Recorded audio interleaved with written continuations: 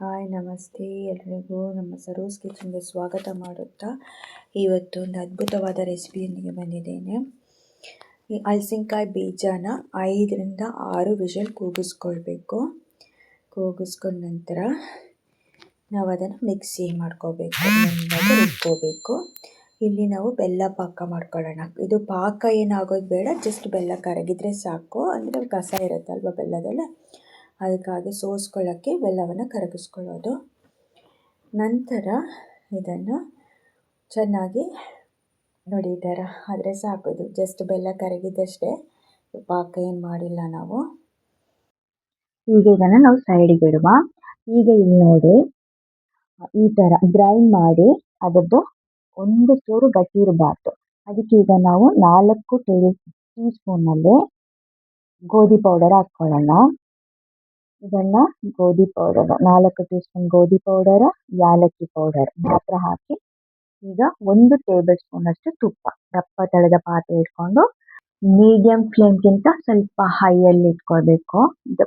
ಇದಕ್ಕೆ 1 table spoon ತುಪ್ಪ ಹಾಕಿ ಈ ನಾವು ಗ್ರೈಂಡ್ ಮಾಡಿದ ಐಟಮ್ ಒಂದು ಬೌಲ್ ಇಟ್ಟು ಆ ಬೌಲಿಗೆ 4 ಟೇಬಲ್ ಸ್ಪೂನು ಗೋಧಿ ಹಿಟ್ಟು, 1 ಚಿಟಿಕೆಯಷ್ಟು ಏಲಕ್ಕಿ ಪೌಡರ್ ಹಾಕಿ ಕೈ ಆಡಿಸ್ತಾ ಇರಬೇಕು.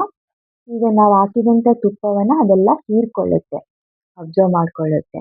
ಈ ಥರ ಕೈ ಆಡಿಸ್ತಾ ಇರುವ ಹಾಗೆ ನಾವು ಇಲ್ಲಿ ಈಗ ಇದಕ್ಕೆ ನೋಡಿ ಸೋಸ್ಕೊಳ್ಬೇಕು. ಯಾವುದು ಬೆಲ್ಲ ನಾವು ಎಣ್ಣೆ ಸಿರಪ್ ಮಾಡಿ ಇಟ್ಕೊಂಡಿದ್ದೀವಿ ಅದನ್ನು ಸೋಸ್ಕೊಂಡು ಮಿಕ್ಸ್ ಮಾಡ್ಕೊಳ್ಬೇಕು. ಹೀಗೆ ಕೈ ಆಡಿಸ್ತಾ ನಾವು ತಳ ಹಿಡಿಯೋಕ್ಕೆ ಬಿಡಬಾರ್ದು, ಕೈ ಆಡಿಸ್ತಾ ಇರಬೇಕು. ಕೈ ಆಡಿಸೋದು ಸ್ವಲ್ಪ ಇದು ಕೆಲಸ ಹಿಡಿತದೆ ನಮಗೆ, ಬೇರೆ ಅಂತ ಅಷ್ಟು ದೊಡ್ಡ ಕೆಲಸ ಏನಿಲ್ಲ. ಇಲ್ಲಿ ಕೈ ಆಡಿಸೋದು ಸ್ವಲ್ಪ ಕೆಲಸ, ಸ್ವಲ್ಪ ಟೈಮು ಹಿಡಿತದೆ. ಇದು ಅಷ್ಟು ಈಸಿಯಾಗಿ ಆಗಲ್ಲ, ಸ್ವಲ್ಪ ಟೈಮ್ ಹಿಡಿತದೆ. ಹೀಗೆ ಅದು ಹೀರಿಕೊಳ್ಳುತ್ತೆ. ಒಂದು ಬೌಲಿಗೆ ನಾವು 1 ಬೌಲ್ ಗ್ರೈಂಡ್ ಮಾಡಿದ ಐಟಮ್ 1 ಬೌಲ್ ಇದ್ದರೆ ಅದರ ಕರೆಕ್ಟ್ ಅರ್ಧದಷ್ಟು ಬೆಲ್ಲವನ್ನು ತಗೊಂಡು ನಾವಿಲ್ಲಿ ಬೆಲ್ಲದ ನೀರನ್ನು ಮಾಡಿ ಇದಕ್ಕೆ ಹುಯ್ಬೇಕು. ಯಾಕಂದರೆ ಆಗ ಅದರದ್ದು ಸ್ವೀಟ್ ಕ್ವಾಂಟಿಟಿ ಕರೆಕ್ಟ್ ಆಗುತ್ತೆ ಅಂತ. ಈಗ ನೋಡಿ ತುಪ್ಪ ಎಲ್ಲ ಹೀರ್ಕೊಂಡಾಯಿತು, ನೀರು ಹೀರ್ಕೊಂಡಾಯಿತು, ಬೆಲ್ಲದ ನೀರು. ಈಗ ಪುನಃ 1 ಸ್ಪೂನ್ ತುಪ್ಪವನ್ನು ಆ್ಯಡ್ ಮಾಡಿದ್ದೇನೆ. ಇದನ್ನು ಎಲ್ಲಿವರೆಗೆ ತಿರುಗಿಸ್ಬೇಕು, ಕೈ ಆಡಿಸ್ತಾ ಇರಬೇಕಂದ್ರೆ ನಮ್ಮ ಪಾತ್ರೆಯ ಸೈಡ್ ಎಲ್ಲವೂ ತುಪ್ಪ ಬಿಡುವವರೆಗೆ. ಅಂದರೆ ಅದು ಸೈಡ್ಸ್ ಎಲ್ಲ ತುಪ್ಪ ಬಿಟ್ಕೊಂಡು ಚೆಂದ ಬೇಯುತ್ತೆ. ನಿಮ್ಗೆ ಗೊತ್ತಿರ್ಬೋದು ಎಲ್ಲರಿಗೂ ಅಲ್ವಾ ಮಾಡೋ ರೀತಿ.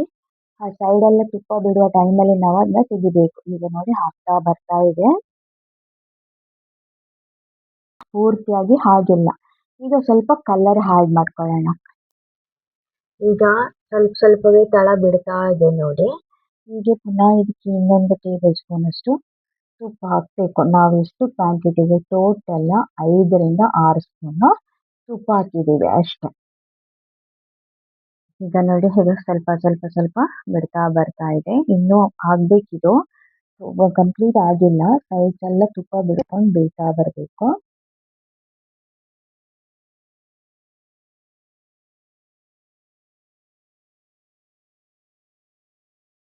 ಈಗ ಇದಕ್ಕೆ ಸ್ವಲ್ಪ ಗೋಡಂಬಿ ಡ್ರೈ ಫ್ರೂಟ್ಸನ್ನು ಹುರಿದಿಟ್ಕೊಂಡಿದ್ದೆ, ನಮ್ಮದು ವಿಡಿಯೋ ಮಿಸ್ ಆಯಿತು.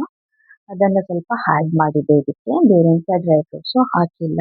ಬೇಕಿದ್ರೆ ಬಿಳಿ ಎಳ್ಳು ಕೂಡ ಸ್ವಲ್ಪ ಹಾಕೊಳ್ಬೋದು ಇದಕ್ಕೆ ನೀವು.